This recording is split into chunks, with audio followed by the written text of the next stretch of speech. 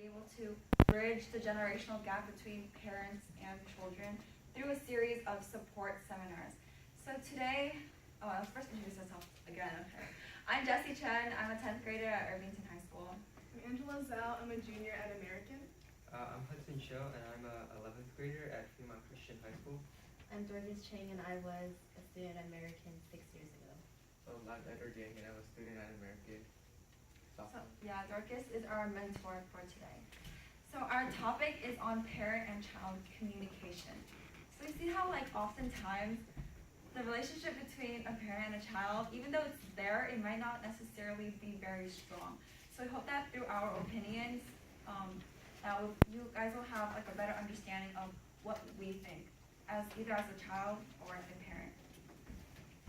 So the most important thing in our opinion is establishing trust and respect. It sounds like a really obvious thing, but it's actually really difficult to implement in a family because everybody has different interests and goals. I like to play softball, but my parents have no idea how softball works. And they have to pick me up. I practice from 5 to 7 during the spring season, and it's a lot of work, but they still respect me for this. I don't know, how about you guys? Any extracurricular activities? For me personally, I'm a long distance runner. I run cross country during the autumn season and track and field during the spring season. I think even though I spend hours of my day doing running and stuff, my parents don't really know all that much about exactly what I do besides the fact that I run on a dirt road.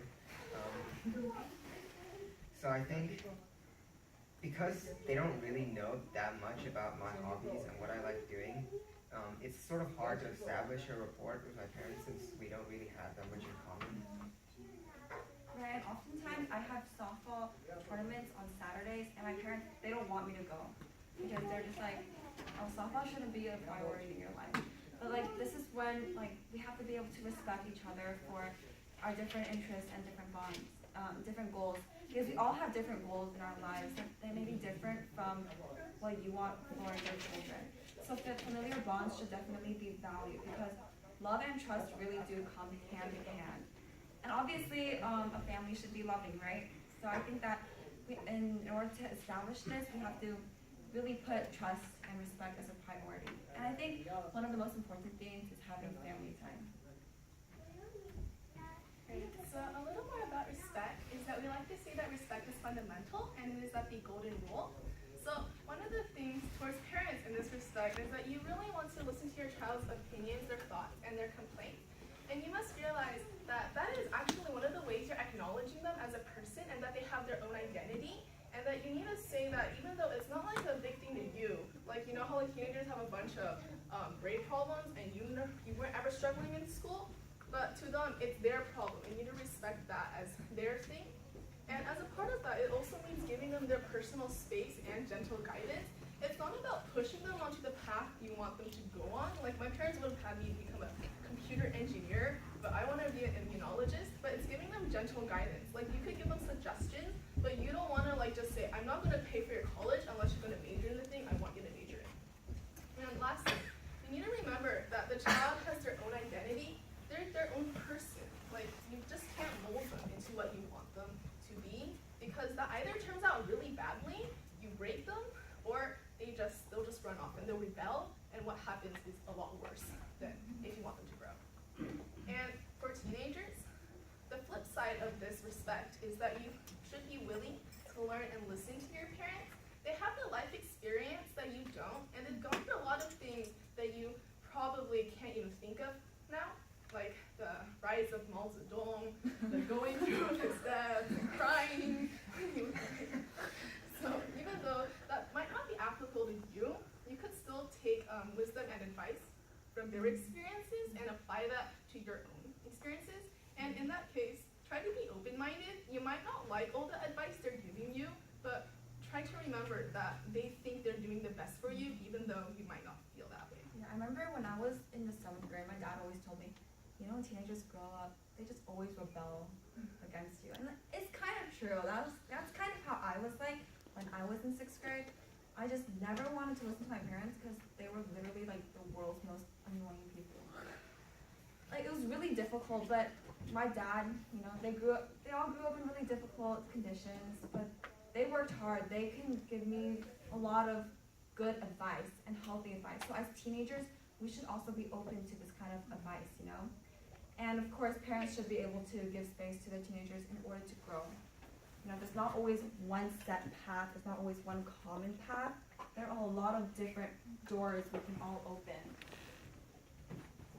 Anyone else? Oh yeah, like adding on to it, like parents and teachers have like a medium between. Like the parents should give like advice to the students, not dictate their life.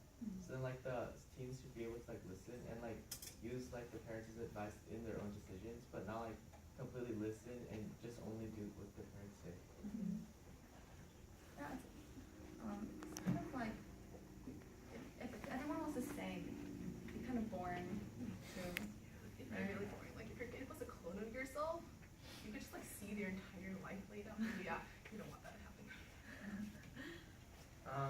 Now, one of the most important things, I've got a question. So, do you guys have a Q&A session? Oh, yes, we do. Yeah, we Right have after it at this. the end. Okay, or just anybody could tune in when they have a question? I think it's better for a Q&A session at the end because when you like chiming in with questions, you often go off on tangents and you kind of forget what you're talking about, so it's really hard to keep a flow. Yeah. But we really like questions. so one of the most important things to do that we believe when it's to establish sort of mutual respect and communication, I suppose, between parents and children is designating set family times. Now family dinners are pretty good for this, but parents and teenagers have to realize that family dinners aren't going to do that much if there's a lack of communication over the dinner table. You have to establish some basic guidelines and boundaries, like the lack of external distractions, which could take away from the bonding and communication that can happen over dinner.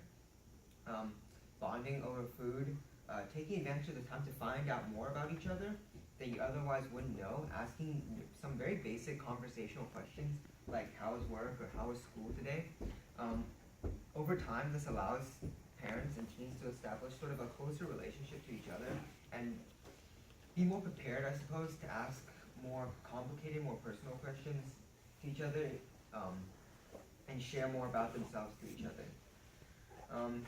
Now we understand that people have different schedules, maybe because of work or students' academic schedule, parents and teenagers might not be able to eat at the same time or engage in other forms of family time. Now the important part is to take baby steps.